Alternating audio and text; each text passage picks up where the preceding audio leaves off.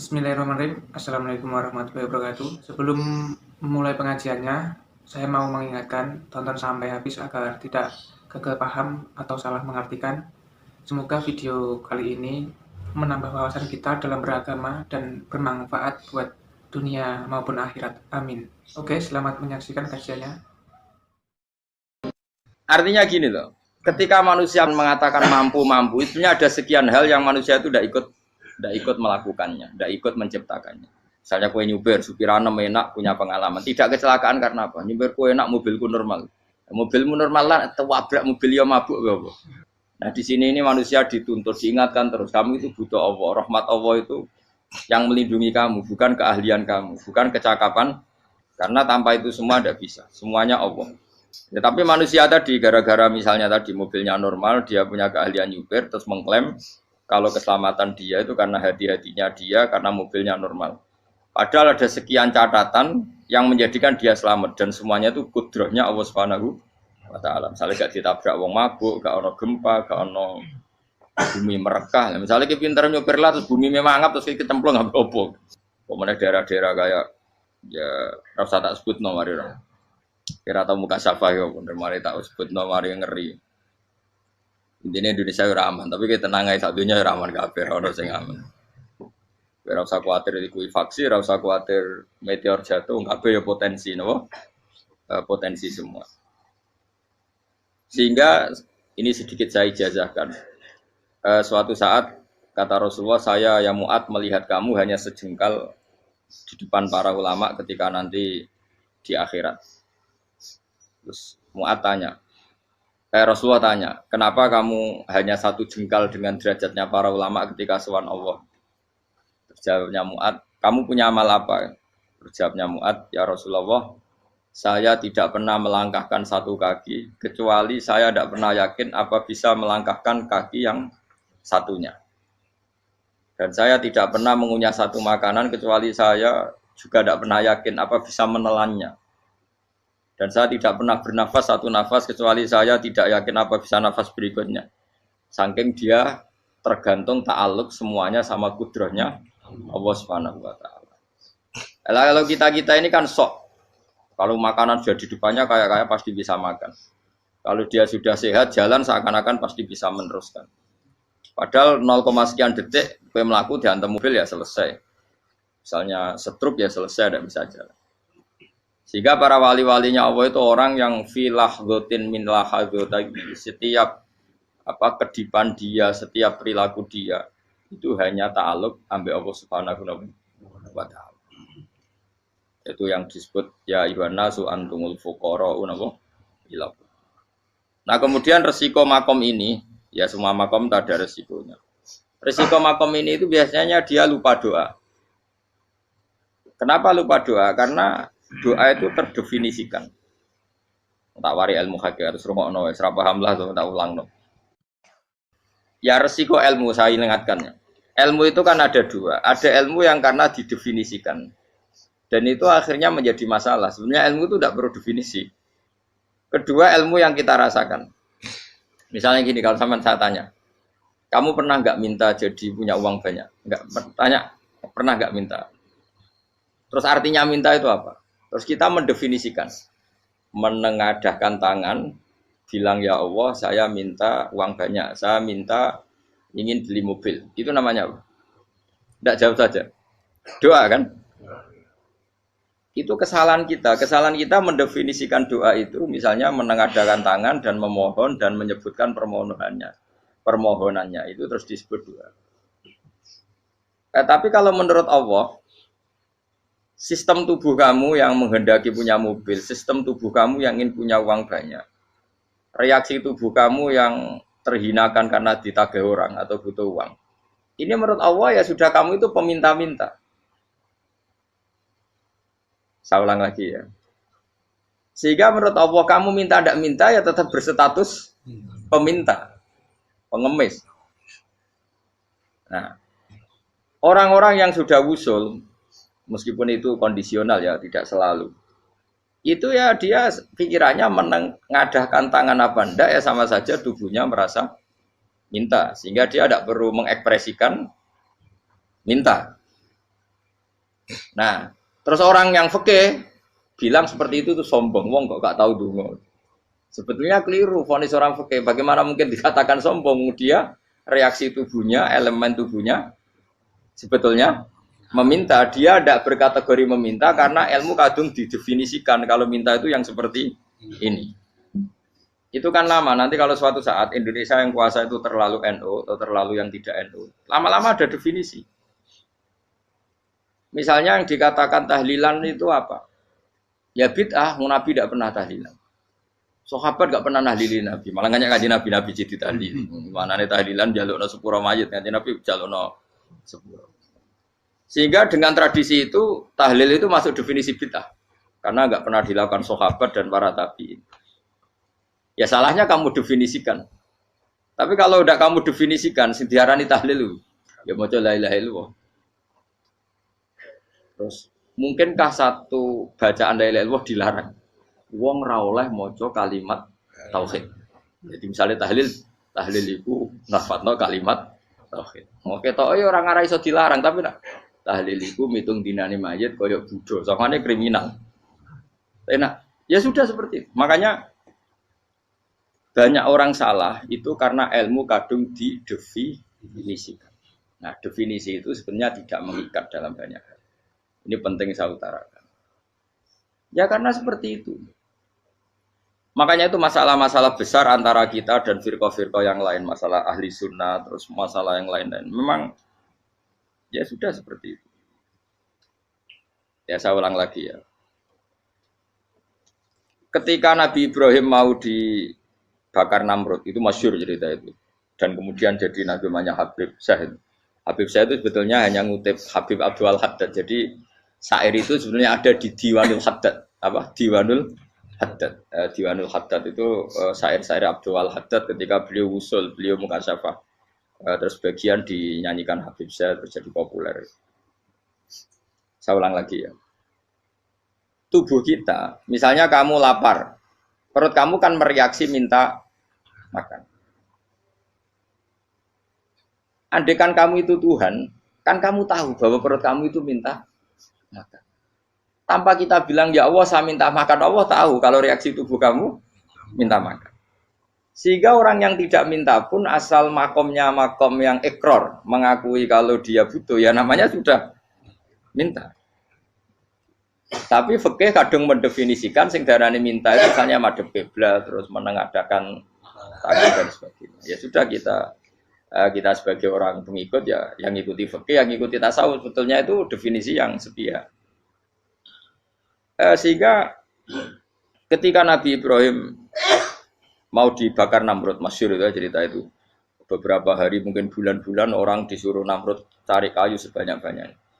Ketika kayu sudah terkumpul mungkin satu lapangan, Ibrahim mau dibakar. Pegawai ini Namrud itu bingung caranya mencalok Ibrahim. Mereka saking gedene napa? Api. Nak dicalok kok adoh iku ratok tengah. Nak diparekno iku kepanasan. Masyhur. Terus setan zaman itu orang akeh dadi setan tenan. Saiki kan duplikate sakeh dadi setan ra tau muncul. Wong duplikate wis napa? Akeh. Singkat cerita setan itu muncul pura-pura jadi manusia terus ditemukan manjane. Manjane ya semacam ketepil besar yang jadi menane dari kiai-kiai ketepil haram mergo penemune setan. Jadi ini tuh.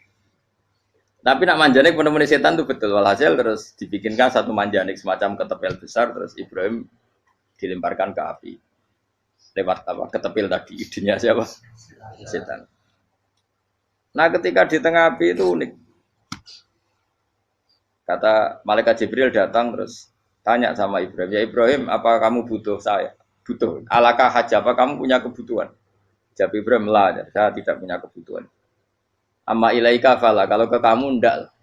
Karena kamu makhluk, apapun keren kamu Jibril tetap kamu makhluk. Amma ilaika fala. Ndak maksudnya butuh ke Allah nanti saya nyampaikan. Mana dinya Nabi Ibrahim, kalau Allah ndak usah kamu sampaikan ya sudah tahu. Gua mbek Jibril. Oh, anak kowe ditekek kan. Ya saya ulang lagi, apa kamu punya kebutuhan? Alaka hajalla amma ilaika fala, kalau ke kamu ndak. Ndak maksudnya butuh ke Allah nanti saya sampaikan. Karena Jibril yang mentang-mentang dekat sama Allah dan tukang memberi informasi. Tapi kata Ibrahim, kalau ke Allah sih nggak perlu kamu, dia sudah tahu. Nah itu terjadi nadumanya Habib Abdul Haddad Masyhur itu apa? Hasbi min su'ali ilmuhu bihali. Jadi cukup ilmunya Allah itu menjadikan saya tidak perlu minta. Hasbi min su'ali ilmuhu bihali. Jadi ada kondisi tertentu yang para wali itu, saya ulang lagi, kondisi tertentu yang para wali itu ya tidak minta. Tapi kalau itu ditiru jenengan semua ini jadi keangkuhan. Kenapa? Wes ora ndonga tangane ditenangkan. No, atine ya ora eling pangeran, kan akhirnya ra njaluk tenan. Jadi kowe aja niru wali-wali. Nah, wali-wali itu kan misalnya tangannya tidak menengadah tapi semua sistem tubuhnya merasa butuh sama. Saya itu pernah ya. Tapi itu kondisional dan saya juga ngulang tidak mesti bisa. Ketika saya umroh itu pernah saya ada satu kondisi itu doa ya di putaran pertama terus. Di putaran pertama saya berdoa ya agak banyak di multazam. Putaran kedua mau berdoa sudah tidak berani lagi. Sampai ke-7. Hari kedua ya tidak berani, hari ketiga tidak berani. Nah seperti itu tidak bisa dibuat-buat meskipun saya juga agak ingin. Tapi ya pas itu ya nggak bisa. Gara-gara itu korban kitab hikam, ya kitab hikam yang terkenal. Kitab hikam itu pernah cerita gini. Rubbama dallahum al-adab ala tarkit tolak. Terus di antara makalahnya itu wa inna ma yunabbahu man yajuzu alaihil ikhfal. Tapi kamu jangan niru dosa kan. Tapi jangan ingkar ilmu ini tambah dosa kowe. Jadi niru ya dosa, ingkar ya dosa. Jadi ada seorang wali kata hikam. Kadang-kadang seorang wali itu mau doa diulang itu sungkan. Kenapa? Yang perlu diingatkan tuh yang potensi lupa. Allah kan masih ingat doa kemarin. Loh itu gara-gara saya sebelum umroh itu mensinau kitab hikam itu agar itu kok. Ya Allah, sing tak dongani wingi ejek eling kok tak eling nomen ae. Dadi wa inna ma yunabbahu man yajuzu al-ifal, yang bisa diingatkan hanya orang yang potensi lupa. Sementara Allah tidak akan. Tapi kan akhirnya dongane eling. Ya Allah kayak kemarin. Hari ketiga ya Allah kayak. Makanya menurut saya ilmunya orang hakikat itu juga ada sisi kriminalnya karena ya tadi. Tapi kamu ingkar ya keliru. Memang Allah gak mungkin lupa, ngapain kamu ingatkan? Makanya menurut saya Allah itu mangga terbaik, bener-bener Rahman Rahim. Mestinya nak Allah terbaik, kowe donga bedino malah ngamuk. Lah aku lali tapi mbok eling dong. Tapi Allah itu ya maklumi ya, dengan kekeliruan. Kita ini kan selalu keliru. Donga terus ya keliru sebetulnya. Karena seakan-akan kan mengingatkan seseorang yang mungkin lupa. Wong Allah tidak pernah lupa kok, kamu ingetin terus. Atau kamu menggurui Allah, yaitu ya Allah nang sebadani kalau di duake, padahal enggak mesti maslahat bagi kamu. Duake ora mesti maslahat bagi kamu. Maka ada sekian contoh yang wali itu dibully pangeran. Saya sering cerita, banyak cerita wali itu dibully pangeran. Digarap ya pangeran. Ini gara-gara salah itu. Saya pernah cerita dan itu ada di hikam betul di kitab itu. Itu ada. Ada wali itu tukang hamal. Hamal itu manol di pasar, itu tukang angkut. Jadi kalau ada orang bawa barang berat diangkut dia, terus misalnya kalau dulu mungkin ya ke kereta atau ke singkat cerita terus diupahi. Setelah dapat apa dia pasti pulang karena dia hanya butuh makan satu piring, karena dia tirakat makan satu piring untuk ibadah 24 jam. Singkat cerita dia ngeluh, ya Allah, kamu tahu, engkau tahu saya ini pecinta engkau, saya ini hanya butuh makan satu piring untuk kuat sholat. Tapi kenapa harus jadi juru manol? Berilah saya rezeki yang tanpa kerja. Nah, selang sekian hari dia dituduh maling, terus di penjara, terus dapat rezeki tanpa kerja. Dia terjawab kenapa jadinya gini? Kan kamu minta rezeki tanpa kerja. Ya itu penjara itu rezeki tanpa kerja kan. Jadi Allah memperlakukan para walinya itu memang unik. Ya kadang dibully. Sehingga dalam cerita-cerita kenabian, kata Qadiyat itu, nggak ada orang yang sering dibully Allah kayak nabinya. Karena nabi itu orang yang dicintai Allah. Jika salah sedikit saja itu, cara pangeran, cara kampus itu digarap, pokoknya dipelonco, pokoknya salah sedikit. Misalnya begini, Nabi Yakub itu kan nabi. Dia mungkin nyon sewu nggak tersadar, nyembelih anak sapi itu di depan indukannya. Ya beliau mungkin spontan saja, Pak. Kalau kamu yang melakukan pasti tidak ada hukumannya karena Allah tidak pati peduli sama kamu, sudah lah. Artinya nggak peduli salah, pantas saya ora jelas ya gitu. Tapi ini Nabi. Ketika itu terus indukannya sapi tadi, ya Allah, Yakub itu kekasihmu. Saya tidak berani sama dia karena dia kekasih. Tapi saya tetap menuntut keadilan. Dia harus merasakan susahnya dipisah dengan anak. Meskipun dia tidak nuntut rasanya roh anak sebelah, itu tidak se ekstrim itu. Sapinya itu hanya nuntut, ya Allah, dia harus merasakan sakitnya terpisah dengan anak. Akhirnya Allah menciptakan Yakub ngalami terpisah dengan Nabi siapa? Yusuf. Itu kalau kata Qadiyat, itu kalau yang melakukan tidak Nabi pasti gak dibully Allah, dibiarin. Karena Nabi ini yang melakukan. Nah. Terus ini Nabi Yusuf lagi, mana rasa daftar wali berat? Nabi Yusuf itu di penjara itu karena terdolimi apa karena memang dia salah? Terdolimi. Dan Nabi Yusuf itu Nabi. Nabi Yusuf itu Nabi betul memang benar-benar. Meskipun ganteng dia Nabi. Syaratnya Nabi ganteng kira-kira mlebu. Nabi itu harus ganteng, enggak boleh. Nabi elek ora oleh.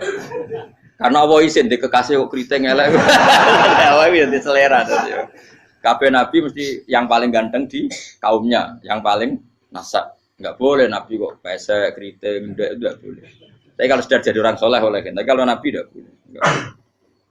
Nabi Yusuf ganteng. Masyhur kan cerita Nabi Yusuf dengan siapa? Zulaikha.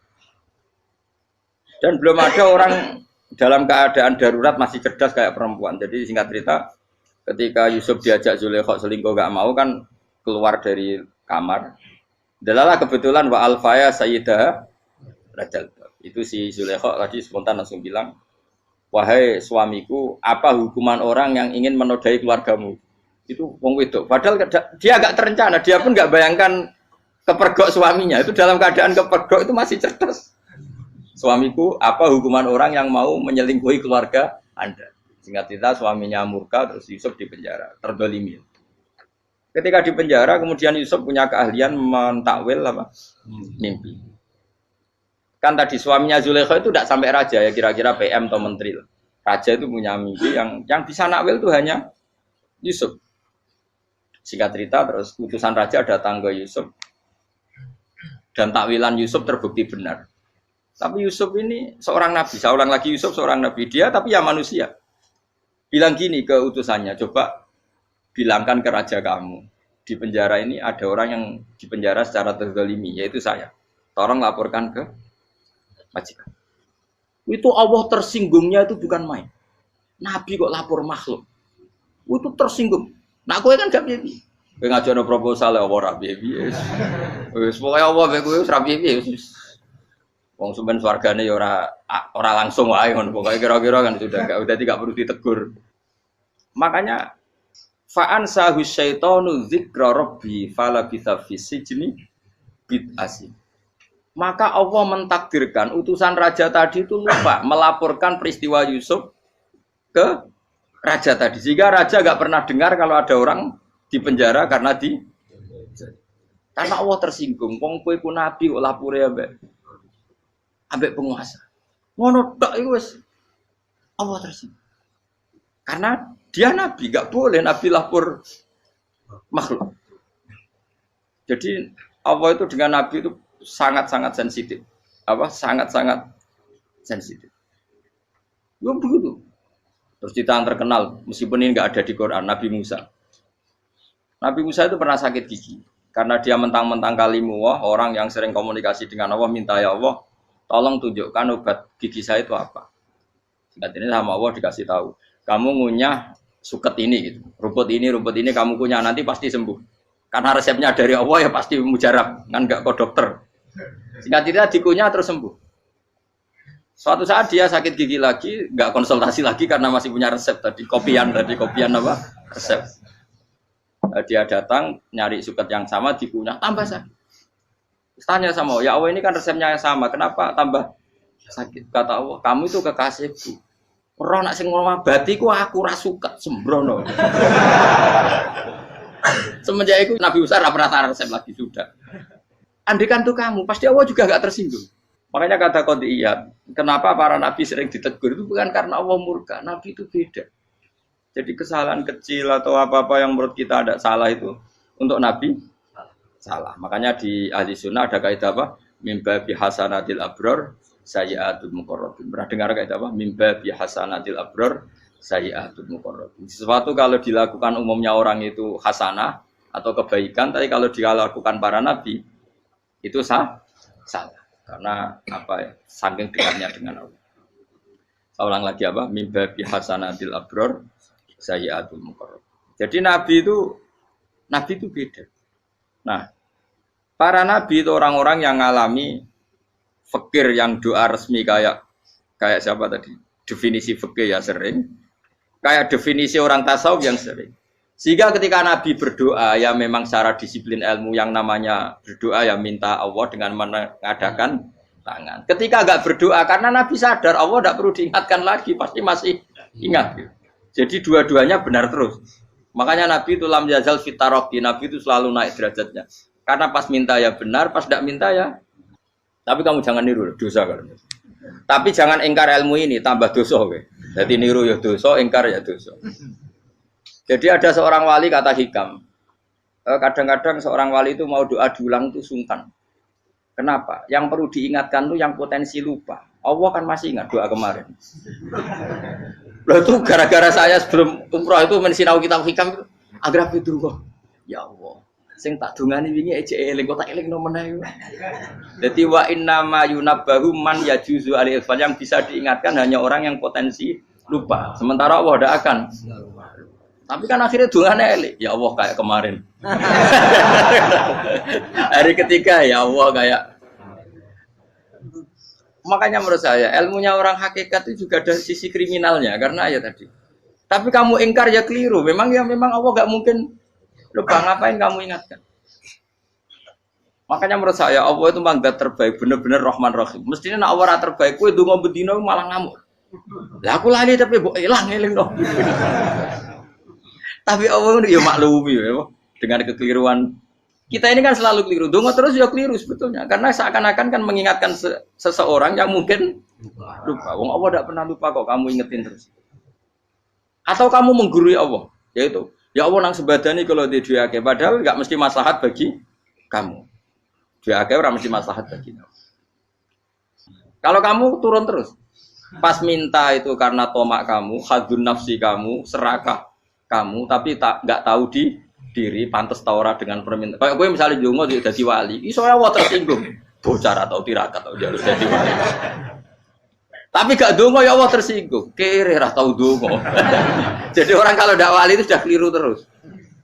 Ya kok di sepuro, tapi tak kira iku akeh salah. Ya jajal ke dongo koyo wali kok sabtu kok dirjelan. Kira-kira Allah tersinggung ngopo nyembadani? Kira-kira tersinggung.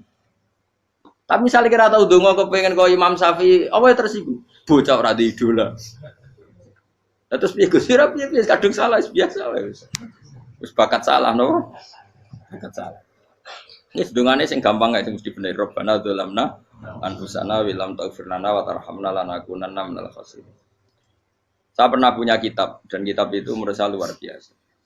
Bahkan ketika adu bully itu, adu cara mahasiswa itu kayak pelonconan itu.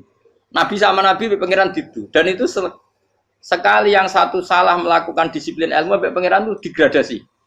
Dan Allah memang mengancam gitu. Kalau kamu melanggar ini, la'ah biton namin diwanin nubuah. Nanti la'am kuan namin diwanin nubuah. Kamu saya hapus dari buku kenabian. Tes-tesannya ya lucu. Misalnya begini. Kata Nabi Musa kan ditanya. Ketika dia khutbah ditanya orang. Siapa orang paling alim ya Nabi Allah? Sekarang orang paling alim itu siapa? Nabi Musa jawab, saya kan. Ya itu Allah tersinggung karena wong kok mletene ngono. Tapi andai kan Nabi Musa kok jawab Fauzi, itu salah. Oh, tambah salah meneh. Atau enggak Ruhen, malah salah meneh. Tapi jawab Musa ya salah. Saya Gusti. Saya kan. Orang paling alim siapa? Saya.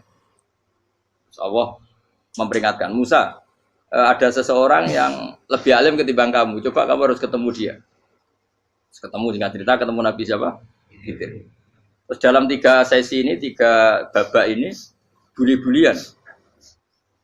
Nabi Khidir itu dalam 3 babak ini selalu kelihatan salah. Di antaranya adalah cara sekarang ya mungkin di gonjak sepeda motor atau perahu kalau dulu yang menggratisi dia numpangi sepeda motor malah spionnya dicopot gitu. Ya hanya dicopot, dirusak. Tapi Musa kan terus sudah digratisin malah rusak yang motornya yang apa? Menggratisin. Nabi Khidir masih tenang. Kamu tidak paham.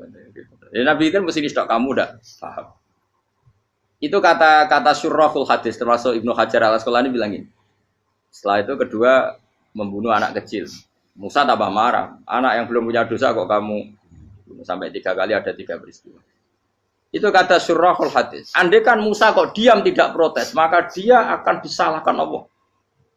Karena dia berarti membiarkan kemungkaran di depan matanya tanpa reaksi.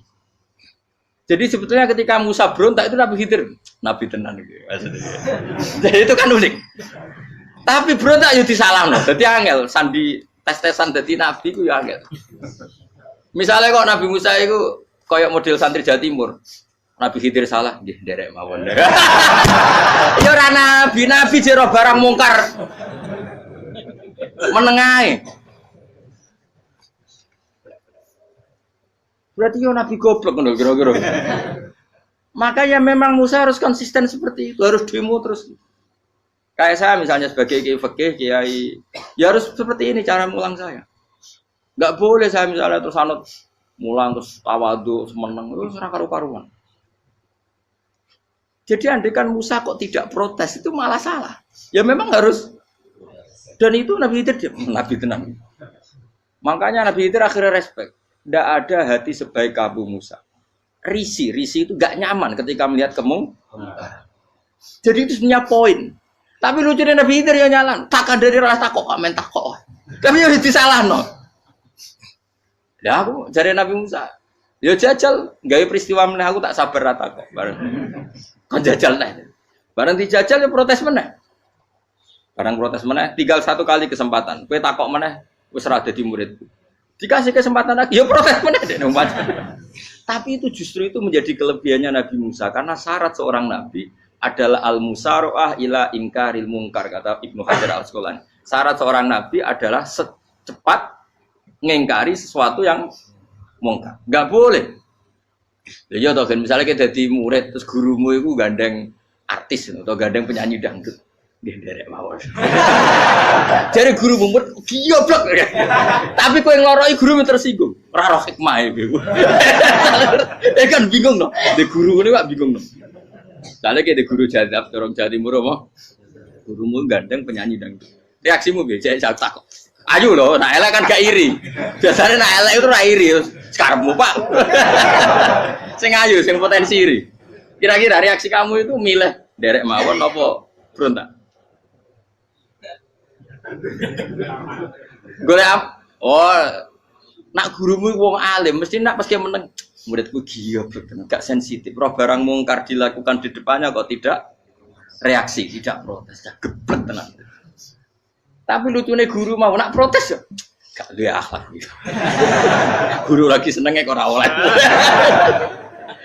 Nah Nabi itu kan bully-bulian. Jadi Nabi Khidir dengan Nabi Musa itu tepat-tepat. Karena 2 orang ini sama-sama kekasih Allah. Itu Nabi Musa justru barokahnya itu dia tidak pernah klasmennya di bawah Nabi Khidir. Semua ulama sepakat klasmennya Musa tetap di atas Nabi Khidir. Sehingga yang berlaku ya tetap ilmunya Nabi Musa bahwa membunuh anak kecil tidak boleh, merusak perahu milik orang lain tidak boleh. Karena Allah tetap lebih respect dengan ilmunya Nabi Musa. Nabi Khidir tetap ilmunya nggak dipakai, meskipun dia disebut hakikat. Karena ilmunya Nabi Khidir ngani ngoyo wong ape mutusno ngenteni nginceng Loh Mahfuz. Lah sing iso iku sapa? Barang ra mungkin kok. Mulane Nabi Khidir terakhir menutup kalimatnya wa ma fa'altuhu an amri. Dzalika ta'wilu ma lam tasdi alaihi sab. Aku dhewe nglakoni ini ya ora roh, wis ditakdir nglakoni ngene wae. Dadi artine Peter ya ora paham. Jadi wa ma fa'altu an amri itu terakhir kira-kira artinya saya sendiri tidak melakukan ini karena inspirasi saya sendiri atau keputusan saya sendiri. Tahu-tahu saya ditakdir melakukan. Karena pas itu Nabi Khidir disetting semuanya dengan ilmu hakikat. Yaitu bayi tadi memang kutiba kafiron. Kutiba apa? Kafiron. Memang dia nanti kalau umur nganti tua ditakdir mati kafir. Daripada mati kafir nanti ya sudah mati sekarang. Tapi nggak mungkin kan ada syariat daripada soben beling pateni ke cilik. Ya ora ono syariat, tetap ikut Nabi Musa.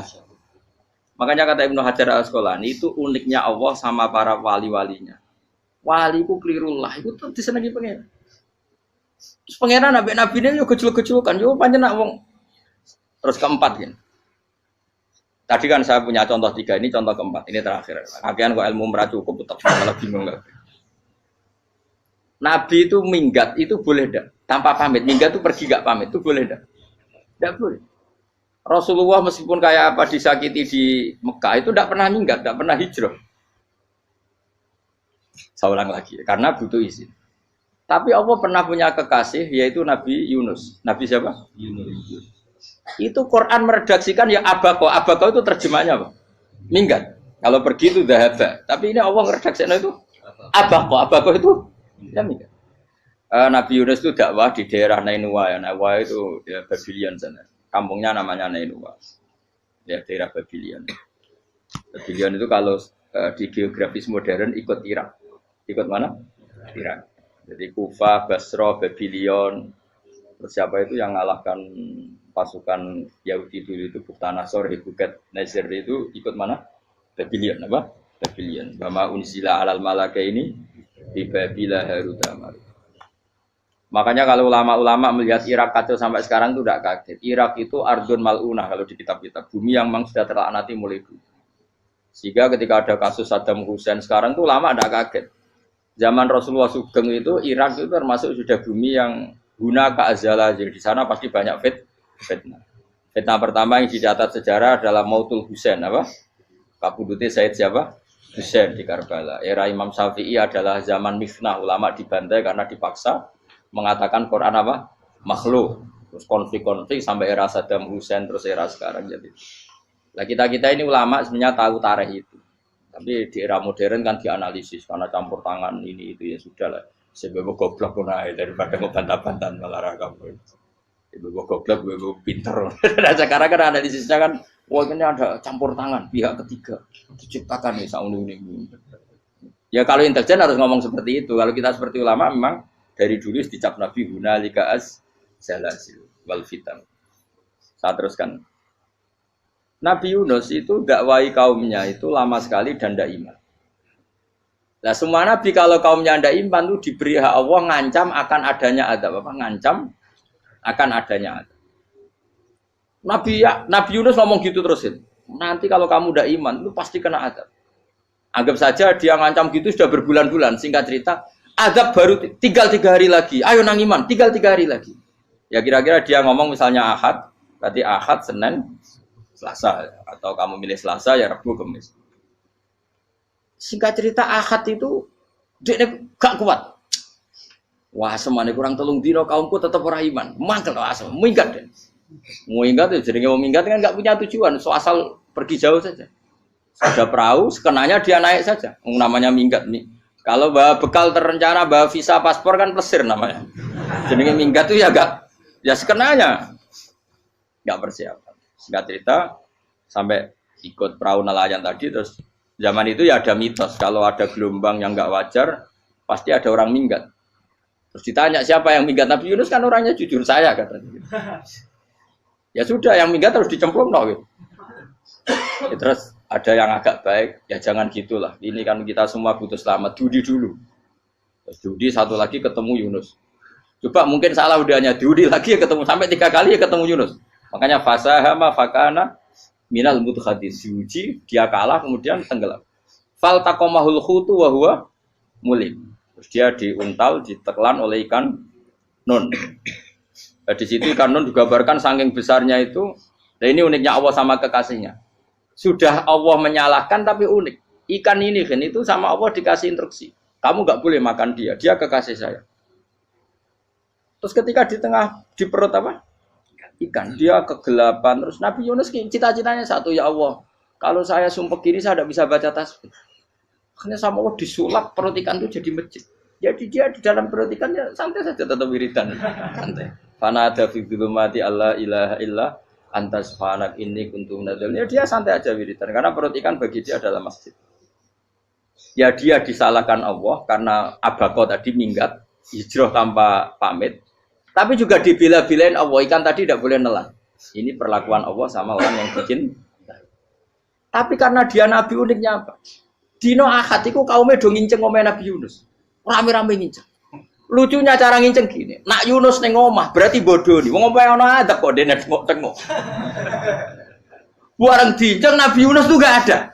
Oh tenan ana adab. Mulane wonge rawani ning omah. Itu uniknya pangeran. Jadi umpama dekne ra minggat yo salah. Umpama dekne ora minggat berarti kaume jare apa ana adab ana gempa bumi likuwi faksi kok dekne ning omah. Lah nek ana tenan ra mlayu, nyatane gak mlayu. Dadi mbok Allah didesain minggat. Tapi nek minggat yo disalahno Nabi yo ora pamit. Makanya masyhur saya itu punya kitab karangannya Habib Alim Alamah, babanya Habib Anis, Habib Ali bin Husain yang ngarang apa? Ali bin Muhammad bin Husain karang yang Simtul Duror itu. Itu diantara doanya gini. Tapi jangan tiru loh, berawal sih. Aku rawan ini loh. Cuma saya hafal secara ilmu, tapi saya tidak berani. Waj'al sayyiati man ahbabta. Ya Allah, jadikan kesalahan saya itu kesalahan orang yang kau cintai. Terus pokoknya salah lagi jadi pengiran kadung seneng, salah lagi sampai wae wong seneng. Waj'al sayyiati man ahbab. Terus kowe lah dimanja wong tuamu, anak paling disayang. Salah wae lucu. Kowe cah cilik. Kowe seneng cah cilik. Salah wae lucu. Mecano gelas yo lucu, tiba yo lucu. Tibane cah tuwek-tuwek. Bocah jelalatan, mulane tiba. Nah itu barang kau nginceng omahe Nabi Yunus gak ono wong. Wah, berarti adab mau turun betul. Andai kan adab ndak jadi turun, pasti Nabi Yunus berani di tenang. Wes barang mulai malam Kamis, wah adab itu sudah kelihatan. Ada puting beliung, ada apa, sudah jelas pasti ada adab. Kaum yang lapangan tobat, finish. Secara bal-balan menit-menit apa? Terakhir. Woi, abek pengenan ditampa tobaté. Wes gak sida tak adab wong kowe tobat. Singkat cerita Nabi Yunus hari ketiga atau apa dia selamat. Pakai versi yang umum saja. Selamat faltaqamaul khutu bahwa falaula annahu kana minal musabbihin la bisa fi batni la yaumi yub'atsun. Akhirnya dimuntahkan sama ikan don tadi terus dia keluar. Barang keluar tanya-tanya kabar gimana kabar kampung Nenuwa baik-baik saja. Kabar awani mulai karena dia tahu kalau orang bohong itu dihukum mati. Padahal dia bohong katanya Kemis itu ada adab ternyata kampungnya baik-baik. Padahal baik-baiknya karena mereka jadi masyarakatnya nyari dia karena mau iman. Si nabinya agak berani pulang karena nanti dihukum mati. Aku pangeran nabi kekasih itu dia. Pangeran ya bully itu. Oh itu gue beda-bedanan. Wong kekasih pangeran. Aku ora dipito langsung diadab. Tadi pangeran kekasih gue beda orang koyo. Akhirnya Nabi Yunus rawani mulai. Wah nak mulai aku disiksa. Perkara nih kalau pembohong itu dihukum mati. Masyarakat yang golek tenan, mergo nalem Kemis ku ono azab tenan. Cuma terus do tobat. Disebut falau laka nasqaryatun amanat fanafa'aha imanuha illa qauma Yunus lamma amanu kasyafna anhum adzabal khizyi fil hayatid dunya. Enggak ada kampung yang saya adab kecuali kasil tak adab, kecuali kaum Nabi Yunus. Aku wis meh ngadab lho, pas menit terakhir peta adab tobat. Akhirnya rasido dari pangeran. Iku kaum Nabi ten. Iku yo barokah minggate Nabi Yunus. Lah iku nabi. Wong kliru kok barokah. Iku nabi. Umpama Nabi Yunus ora minggat, kaume berpikir Yunus bohong. Wong ape ana azab kok tengok-tengok ning omah. Tapi pas minggat tenan yo disalahno pangeran, minggat kok gak paham. Hikmat. Amalane kira usah protes. Wali iku beda, kekasih pangeran. Itu sama dengan sing dialami Rasulullah sallallahu alaihi wasallam ning Sulhul Hudaybiyah. Semua perjanjian itu salah secara hukum fikih. Bukan salah lagi, sangat salah cara ukuran fikih. Sehingga semua sahabat itu protes kecuali Abu Bakar As-Siddiq. Cuma semuanya ngomong Umar, tapi semua sahabat akhirnya ya. Coba di antara perjanjian gini. Pertama kan enggak biar sampean enggak terlalu jadi teroris, enggak terlalu jadi ekstremis. Memang ya ora usah jadi teroris, ya ora terlalu jadi teroris. Semua itu mungkin, Kang. Ning dunia semuanya mungkin. Singkat cerita Nabi itu sudah di Hudaybiyah. Hudaybiyah dengan Mekah kan tinggal sekitar paling 40 kilo. Saya pernah itikaf di masjid yang pernah dipakai Hudaybiyah. Kan sekarang jadi mikot ya. Termasuk mikot umroh di Mekah kan apa? Hudaybiyah kan mikot di yang terkenal kan apa Jirona, Tanim, Hudaybiyah. Itu perjanjiannya tuh gini. Perwakilan dari Quraisy namanya Suhail bin Amr, siapa? Suhail bin Amr. Perjanjiannya gini, Muhammad kamu tidak boleh masuk Mekah. Kamu boleh masuk Mekah itu tahun depan. Padahal Nabi sudah bilang ke para sahabatnya, ayo kita umroh. Dan diberi hak umroh. Tapi setelah sekitar 40 kilo masuk Mekah, dicegat sama orang kafir Quraisy. Lah, Nabi sakit tenan. Nabi kadung mentafsir, memberi berita gembira, saya mimpi, kalian masuk tanah haram, amini namu khalikin, aman semua. Semuanya bercukur gundul atau mencetak rambut. Pokoknya, terus kata sahabat senang sekali, karena mimpi Rasulullah tidak pernah apa? Tidak pernah salah. Bareng di situ, di antara perjanjiannya, hadza ma kataba ali Muhammad Rasulullah. Ini perjanjian yang ditulis Muhammad Rasulullah. Kata Suhail, hapus kata Muhammad Rasulullah.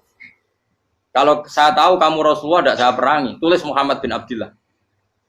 Kata Rasulullah, ya Ali, hapus tulisan Muhammad Rasulullah. Kata Ali, tidak saya akan menghapus setelah Muhammad Rasulullah. Jadi Nabi unik. Hapus gak popoli, masih bu hapus aku tetap Rasulullah. Wong tulisan wae. Jadi Nabi ya rileks saja. Tapi Ali katanya, fawwama ana bimakhihi abadan. Saya tidak akan menghapus tulisan itu selamanya. Kata Nabi, kowe nek ora gelem gabus, tanganku didono, aku sing gabus. Nabi kan umi tidak bisa baca terus. Tangannya Nabi sendiri yang dilewatkan Ali ke tulisan itu sehingga terhapus. Nabi ya rileks. Li, wong tulisan wae aku ora ditulis Rasulullah ya tetap Rasulullah. Nabi masih rileks.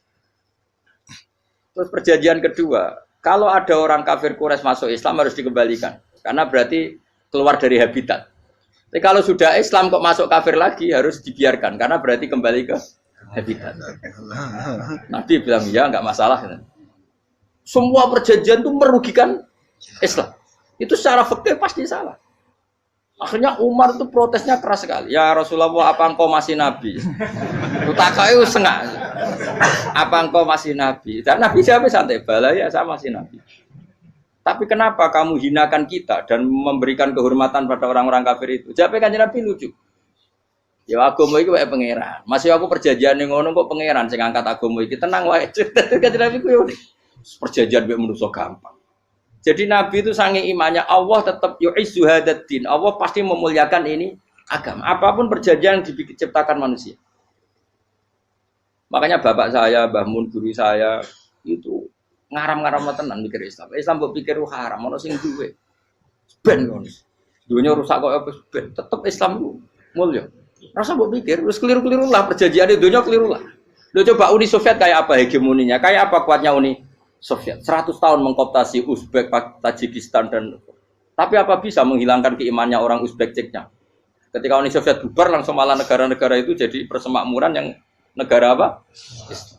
Indonesia kayak apa? Dikooptasi PKI, dijajah Londo 350. Mbah Soleh Darat alim zaman Londo, buyut-buyutku alim zaman Londo. Iku semondok Mekah ya alim. Zaman PKI akeh wong alim. Saiki ayo, zaman Islam Nusantara apa ono sing alim koyo.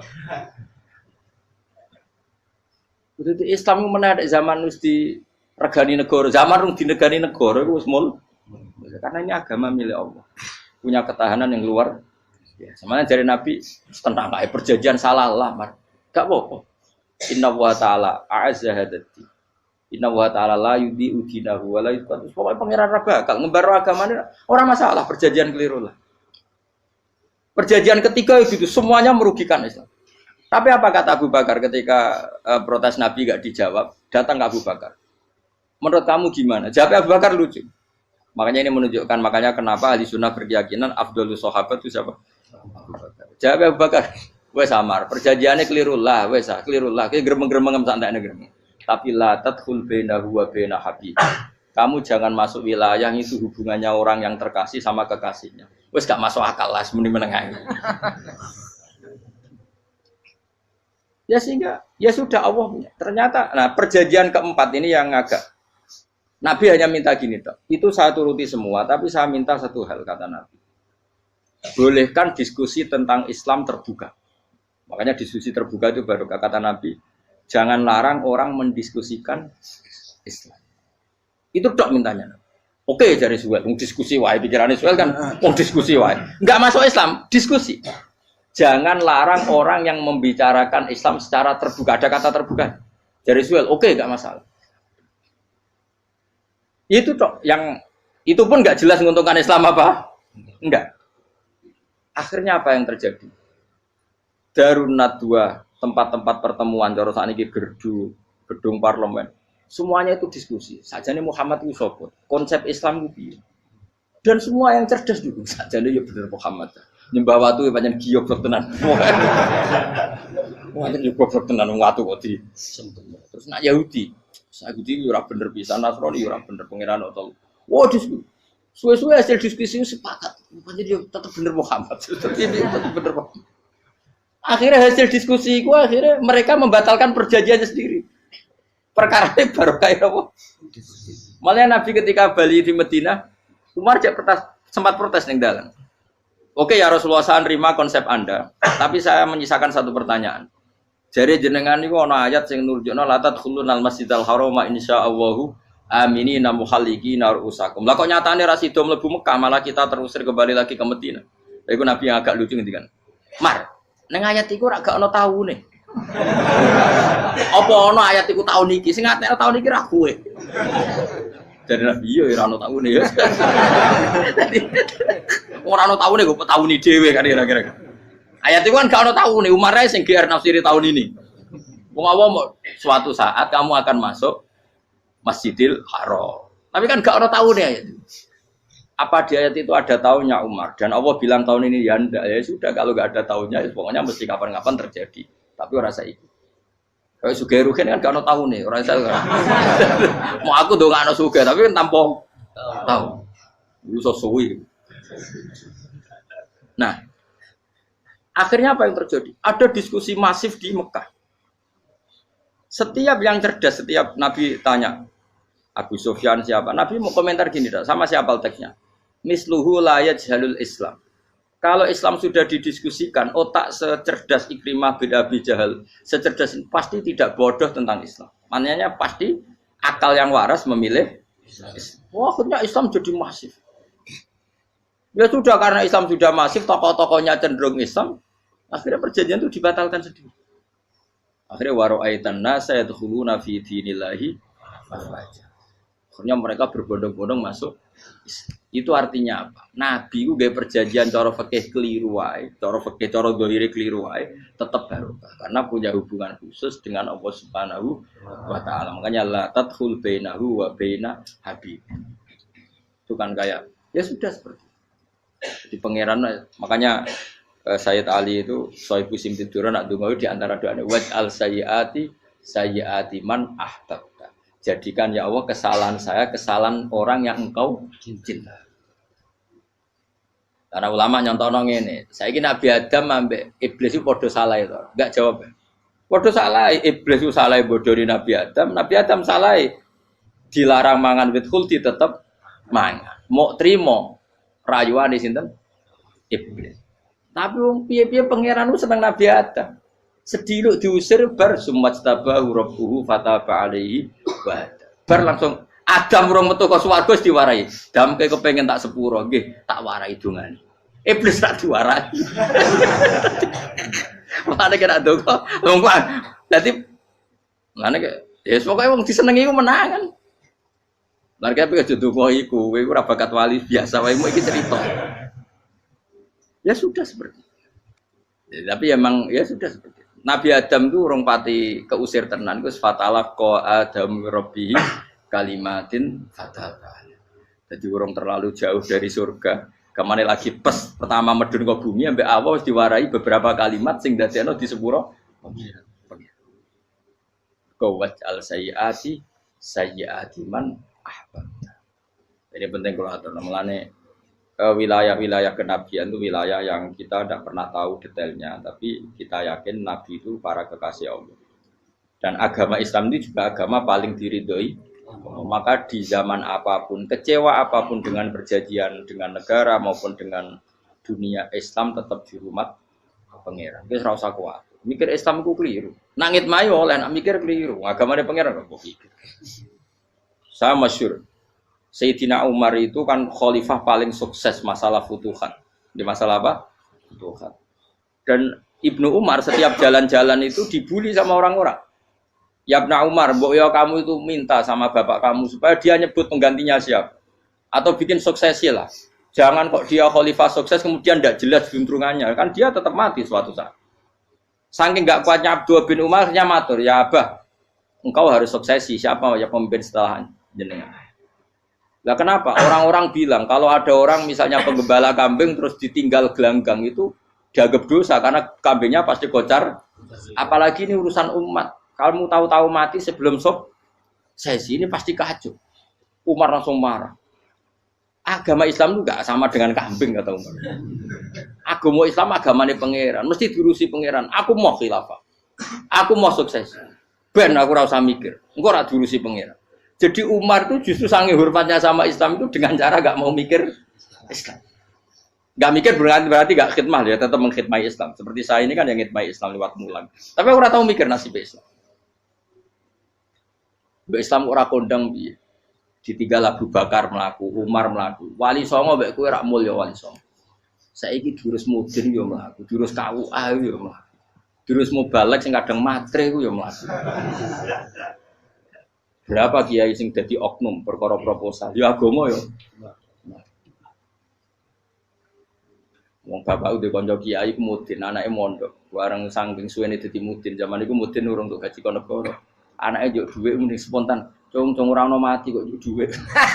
Mergo nek ora ono mati ra entuk rezeki. Cung ora ono mati kok dhuwit. Ngono iku agama yo ora piye-piye juga. Mergo agama iki diurusi Allah. Ayo nabi palsu ben kira wae mulai Musailama sampai Musotek sampai Lia Eden. Kurang lagi. Mulai wali palsu koyo Rama Dosa Rama sapa iku. Woi wono kabeh ora masalah. Uni Soviet kayak apa mengkooptasi Ceknya Uzbek. Akhirnya ya kalah Uni Soviet. Saiki Ceknya Uzbek jadi negara nopo? Islam. Kayak apa? Donald Trump, Islamfobia. Tapi sekarang orang Amerika malah berbondong-bondong masuk nopo? Islam kaya. Mbok pikir malah Islam mbok konsepi malah rusak. Mergo terus di metodologi. Harusnya penyebaran Islam itu begini. Harusnya Mbah Mungkira pangeran ngomongnya harusnya. Orang Islam kadang melaku ya lewat mudin. Ya, saya itu punya santri, ini kisah nyata. Itu lahirnya di Bali. Itu bisa baca Fathul Mu'in. Lahirnya di Bali. Bahkan dia ketika SD itu tukang mimpin lagu Hindu. Bali itu Hindu. Hindu. Karena dia ketua kelas. Tapi Islam. Semua cuma. Jadi kayak gitu. Gara-gara jadi Baba itu bakal sate yang Bali.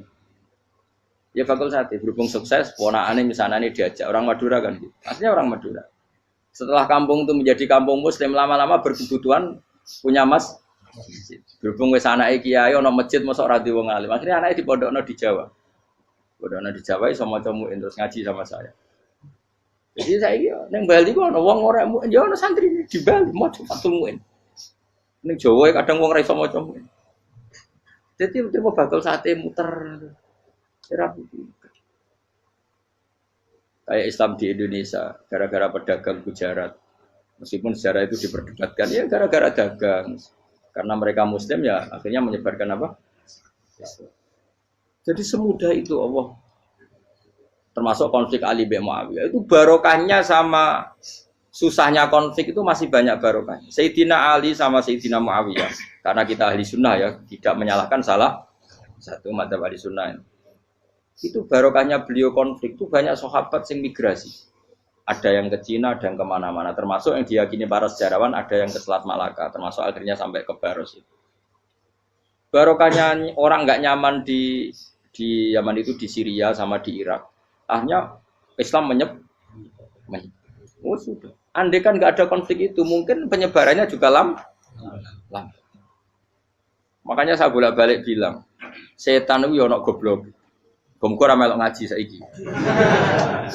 Setan ora goblok piye. Kalau ada anaknya kiai 5 lanang kabeh sih, alim kabeh iku didu. Mergo rebutan pondokin induk. Aslinya pondok satu titik di desa itu. Misalnya yang beduan ya di meja. Gara-gara tuh konflik itu terus sing sitok minggat ning Kalimantan. Gara-gara anak kiai yo gawe pondok ning Kalimantan. Sitok minggat ning Sumatera, anak kiai ge pondok ning Sumatera. Cara setane gak ngedu, malah pondok tetap satu titik. Tapi setan iku goblok ora roh, akibat ngene iku ora roh. Akhire dulur didu menyebar. Lah wong saleh menyebar ning ndi menyebarkan sujud, menyebarkan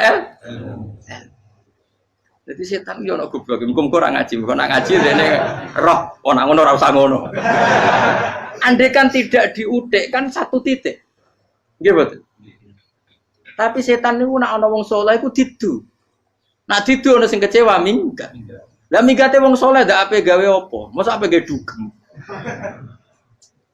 Lan kula anggere ana wong saleh tukaran Gus iku tukaran gara-gara tukaran sak minggat ning Papua ya alhamdulillah. Apik. Kula niku ra Gus kancaku ya Gus-Gus sing minggat ki kuat.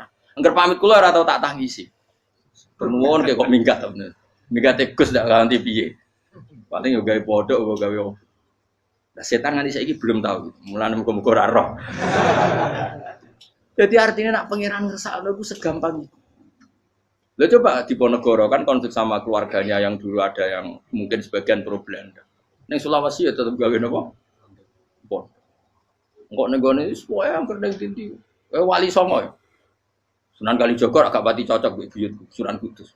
Rapati cocok akhirnya dakwah ning kidul di daerah kene. So akhirnya ono ya mono dakwah rong khatam terus dadi Islam macam-macam.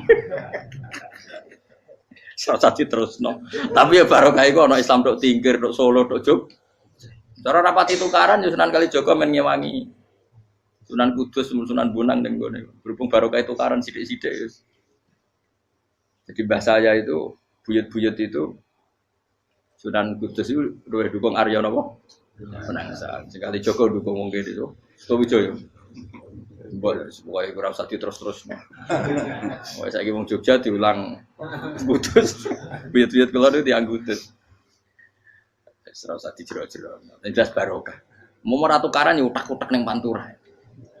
Barokah tukaran ya to. Jadi tapi ora usah terus nak ngono tukaran barokah ora usah mending ngono. Pokoke nak pengeran sing ngersakno kabeh baro. Tapi ora usah diciptakan. Ana suami istri pegatan terus. Ya kadang ya barokah sing wedok untuk bojo luwih bener. Akhirnya alhamdulillah saiki bojo wapian. Padahal sing lanang tau GR, mak pegat iso apa ya ora piye malah apik. Iku pangeran. Makanya mikir Islam yo mikir. Sekarang kan ndak orang terlalu semangat Islam terus dia konsep Islam harus menguasai negara, akhirnya memaksakan jadi pemimpin. Jadi Islam harus kultural, akhirnya kejawen Islam. Muat Islam kudu kaya, jebule kedunyan deknane. Islam kudu fakir, bebas hisab, kefikiran akhirnya buruh Cina. Justru kakean konsep wis mari kuwajib. Lah ya ana sing wah Islam kudu sugih, nek sugih ben kuat. Jebule bareng sugih kedu. Ana sing milih fakir ae ben tambah hisab, kefikiran nek Islam buruh Cina. Islam harus merebut negara supaya ada konsep khilafah. Pas ngrebute wis ngafir-ngafir wong akeh.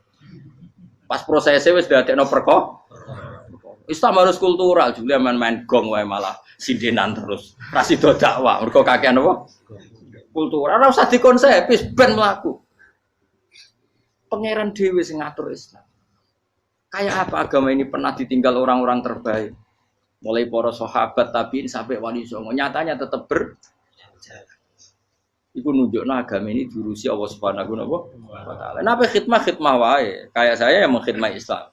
Khidmah itu berbakti memberi pelayanan pada Islam. Tapi ra usah ngrasa mimpin apa Islam, apalagi membuat konsep untuk Islam. Justru konsep kita ini nanti yang merusak. Karena tadi ngendikan ulama-ulama wa inna minal ilmi ila jahlan. Kadang ilmu itu tetap melahirkan kebodohan. Kenapa? Ketika ulama ditanya innalil ilmi tuhyanan katuhyanil mal, karena ilmu itu punya keangkuhan, kelacutan kayak lacutnya harta. Misalnya gini, saya seorang faqih. Ditanya sesuatu yang tidak mendesak pun saya jawab hanya karena mempertahankan kredibilitas saya sebagai seorang faqih. Padahal jawaban saya itu malah bahaya bagi Islam.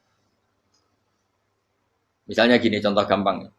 Ada orang misalnya Ruhin baru tobat, dia sholatnya salah, rukuknya salah. Terus saya ditanya sama Fauzi, ke sholatnya Ruhin sah apa enggak? Wong dia enggak memenuhi syarat dan rukun.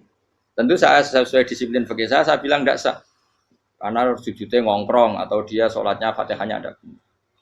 Padahal andaikan saya ada jawab lebih baik. Karena apa?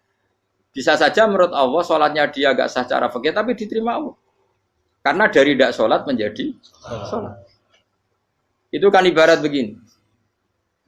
Orang makan tela yang agak-agak beracun, tapi tidak racun yang mematikan. Itu baik apa enggak? Ya tidak baik jawabannya. Tapi kalau bandingannya daripada tidak makan sama sekali, tentu baik makan. Nah, kesalahan itu yang makanya kata Imam Ghazali, kesalahan itu yang dialami para fuqaha mu'asirun sekarang. Setiap pertanyaan itu dijawab. Dan ironisnya karena sesuai disiplin. Ya tidak bisa. Makanya saya pernah punya teman divonis dokter 2 bulan lagi mati. Terus teman itu gak doyan mangan. Tapi sarannya dia hidup kalau ada obat dari Jerman. Kalau ada obat dari Jerman dia hidup. Kalau enggak ya mati kan. Tak tili mati kapan? Kan itu kabare rong wulan. Sesuk wis sopan rong wulan. Lho Gus rong wulane cepet kok mana sesuk. Kowe iku iman mulai cilik. Memangnya mati iku enggak rong wulan kasih wae sesuk iso wae engko.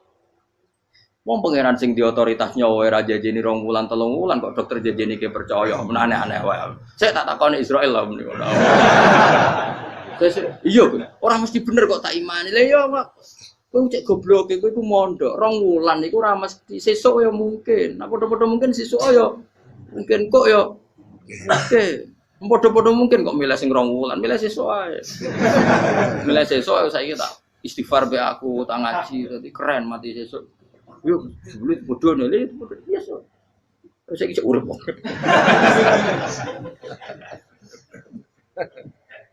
Ya karena tadi sesuatu yang enggak otoritasnya itu kita ini kan jadi orang aneh. Agama mulai dulu mengajarkan kita beribadahlah kepada Allah seakan-akan kamu mati besok. Nak kowe santri tenan tanpa diancam mati 2 wulan iku nek ibadah kok mati sesuk 2 wulan iku kesuwe. Lho kula nganti saiki perasaan kula nggih urip sedina. Mulane kula duwe dhuwit 200.000 cara kula nggih kathah. Urip nganti sesuk ya duwe dhuwit 200.000 aki ya. Ana wong butuh dhuwit akeh mergo nyongkone urip suwi. Kita ini butuh. Makanya kula suwun soalnya anut para nabi dan kalau ada kesalahan para wali, para nabi, itu kesalahannya apa? Mimba bihasanatil abrar sayyiatul muqarrabin. Jadi nabi itu karena hubungannya dengan Allah sangat apa? Dekat. Sehingga hal-hal yang cara dohir itu salah, tapi itu menjadi berkah. Dan kita tidak pernah kayak apa sulhul apa Hudaybiyah. Makanya kata Abu Bakar, enggak ada sulhun a'dhamu minal Hudaybiyah. Enggak ada perdamaian yang lebih afdal ketimbang Hudaybiyah. Makanya saya itu termasuk ulama yang setuju, misalnya di McGill di Amerika atau di Kanada itu kan ada Islamic Studies. Saya pernah ditanya, Gus, kalau ada sekolah perbandingan agama, menurut kamu setuju enggak? Saya bilang enggak masalah. Yang penting asal yang dikaji itu Islamnya, bukan orangnya. Kalau yang dikaji orangnya ya copet Indonesia ya Muslim. Kadang koruptornya ketua partai Islam. Wonge kan macem-macem. Yang dikaji Islamnya loh, asal yang dikaji Islamnya. Jangan orangnya. Orangnya bulat-bulat. Wah, juara lah no. Juara. Karena pikiran saya niru Hudaybiyah. Ketika Islam didiskusikan secara masif, tetap yang unggul itu Islam. Makanya Rasulullah minta, enggak apa-apa, semua perkara saya setujui, cuma jangan larang orang mendiskusikan Islam. Artinya di Mekah, di Darun Nadwa, di pojok-pojok kampung, di perapatan-perapatan orang tanya, sebetulnya Muhammad itu maunya apa? Terus mereka ada yang bilang, ya Muhammad kepinginnya wong nyembah pangeran. Pangeran itu apa sih gaya langit bumi? Akhirnya sing situ iya, pangeran di pantas sing gawe langit bumi, pangeran ora tahu saya apa-apaanan. Soalnya sing mulai cerita iya, aku tahu nyembah pas duyoi luwak. Sampai aku izin pangeran kudu duyoi. Soalnya sing cerita meneh, aku tahu pas nyembah pas tangane coplok. Wah itu cerita kenaifan-kenaifane pangerane itu. Ya gara-gara boleh dulu nggak boleh dilarang oleh negara. Negara itu pinterin Nabi ya. Mau aku jaluk orang boleh mendiskusikan. Karena kalau didiskusikan pasti ja'al haqqu wa zahaqal. Mun kula terusna. Inna wa yusmi'u may yasha wa ma anta bimusma'in man fil kubur. Fa alam tarono ta ora ngerti sira eta alam tekse ora ngerti sira ana wa ing satuna wa ta'ala iku anzala nurono sapa Allah minas sama'i sanging langit. Awan nurono ma'an ing banyu. Fa akhrajna mongko ngetokno sapa ingsun fi tetep ing dalam dawa akhrana iltifatun ta iltifat. Iltifat itu pindah anil ghaibati sangi dhamir ghaib. Mestine kan fa akhraja, tapi dadi napa? Fa akhrajna. Harusnya kan Allah menurunkan hujan dari langit kemudian Allah mengeluarkan beberapa buah. Tapi diganti apa? Fa akhrajna. Kemudian kita Allah maksudnya. Kami Allah menurunkan bihi sebab anane mak samarot ing boro-boro buah. Mukhtalifan ingkang warna-warna apa alwanuha pira-pira warnane samar. Maksudnya Allah ingin menunjukkan kekuasaan. Sekarang orang sama-sama dari sperma. Ada yang kafir, ada yang mukmin, ada sing kriting, ono sing bangir, ono sing elek. Anggap aja kayak buah. Buah itu dari tanah yang sama, dari air yang sama. Kemudian melahirkan buah yang beda. Memangnya misalnya buah sing kecut ya ning bumi Indonesia. Pinggirnya ditanduri pelem manis yo neng bumi Indonesia. Mestinya kan kalau buminya sama kan nak kecut kabeh, nak manis. Tapi ternyata ndak. Allah bikin buah yang macam-macam rasanya, macam-macam warnanya dari tanah yang satu, dari air yang satu. Itu kenapa gitu? Ya saking kudrahnya Allah, saking kekuasaan Allah. Mustalifan khali warna-warna apa alwanu berapa warnane samarot ka afdoro kaya dene ijo. Wa ahmarolan abang wa asfarolan asfar. Asfar itu agak kekuningan. Wa irialan yani kabeh. Wa minal jibalilan iku setengah sanging pira-pira gunung judadun uta pira-pira dalan. Delala Allah masih ada gunung sing tak tahu diambah manusa lah ya. Delala ada desain alam yang paling layak ada ya selalu ada yang layak dilewati jam wujuda tori kontek sedalan fil irihi lan liyane napa jabal. Bidon kang putih-putih. Jadi kados gunung-gunung teng Indonesia. Nah didelok waduh kemudian ada jalan mesti nyelirit ketok putih. Wa khumrun ana sing kemerah-merah, ron ke kuning-kuningan. Ya mukhtalifun ingkang beda-beda alwanuha apa pola warnane judat fil jibal. Bisidati ana sing terjal, wa filan ana sing kropos. Yes kaya gunung-gunung itu kan ana sing apa cengkramane ku enak berarti sidah ana sing napa dari tanah sing napa kropos wa qarabi busud lan pira-pira watu kemloso ya kuna manane kemloso watu besar sudun kang ireng-ireng atfun ala judat suhur nek pira-pira watu syadidatu sawati kang banget ireng. Artinya gini loh, intinya misalnya bumi itu dari apa kita tidak pernah tahu, kalaupun tahu kita tidak bisa mengendalikan. Nyatanya bumi warnanya macam-macam, buah-buahan ya macam-macam. Iku nunjukno kabeh iku kudrahe Allah Subhanahu wa taala. Yuqalu den ucapno kaciran kang akeh aswadu tur banget ireng hirbibun wa qalilun hirbib aswad. Niku bahasa mawon wis pokoke wong Arab niku biasa ireng banget, ireng jlinteng. Lah ngeten. Nah niku wong Jawa lho, nek muni ireng banget misal ireng jlinteng. Pokoknya wis ireng disifati sesuatu yang mempertegas apa? Kehitamannya. Wa minan nasilan setengah sing manusa wa dawabilan pira-pira napa kewan walanami lan pira-pira raja kaya. Jadi kalau dawab itu mulai melata ya dawab, mulai kodok ya dawab. Nanti mulai kewan apa saja itu dawab. Kalau an'am itu lebih yang agak terhormat kayak apa? Kambing, kayak unta, sapi itu masuknya apa? An'am mukhtalifun utai sing beda-beda apa alwan pira-pira warnane iki kabeh. Ya kadalik kaya warnane pira-pira kewan. Pira-pira tanduran. Jadi maksudnya ngeten nih. Kalau sampai nangan-nangan, misalnya sapi putih, engkau tahu-tahu dia anak rodok kemerah-merahan, engkau dia anak kehitam dari mani yang sama. Dulu-dulunya misalnya, enggak Gus, kalau hitam itu pasti babanya ada yang agak hitam. Senajan toh sekarang pas bapaknya, indukannya, ibunya sudah putih. Tapi tetap aja asal usulnya dari satu. Ya tetap asal usulnya dari satu. Sekarang jadi variasi banyak, tetap asal usulnya.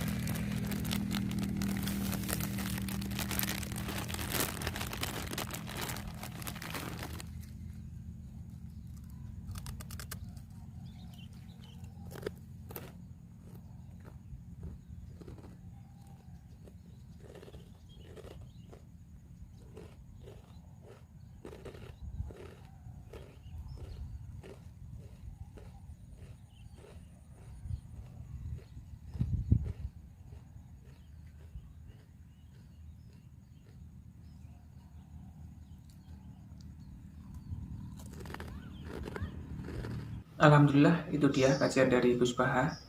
Semoga bermanfaat dan kita mendapatkan barokahnya. Amin. Tunggu video dari kami bersama Gus Baha. Dan sekian, wassalamualaikum warahmatullahi wabarakatuh.